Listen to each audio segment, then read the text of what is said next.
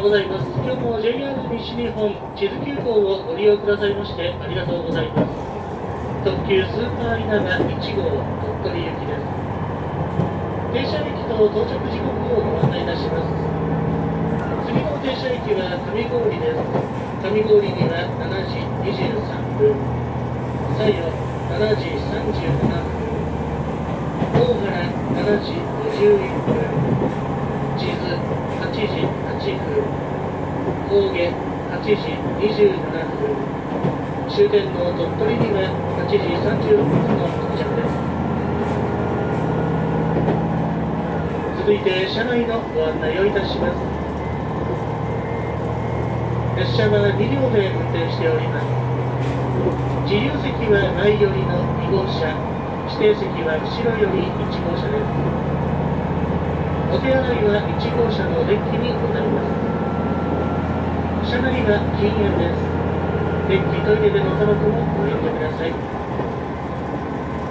列車は走行中、カーブやポイント付近で左右に大きく揺れることがございます。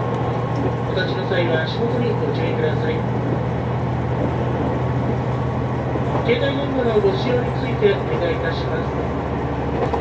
客室内での通話や着信音が他のお客様のご迷惑となります。着信につきましては、あらかじめマナーモードに設定の上、通話はデッキでお願いいたします。またお客様にあらかじめのご案内をいたします。この列車は次の上郡から列車の進行方向が変わります。次の上郡から進行方向が変わります。あらかじめご承知おきください。The direction of travel of the train changes from the next stop, Kamaguri Station. You can change the direction of the seat by stepping on the pedal under the seat.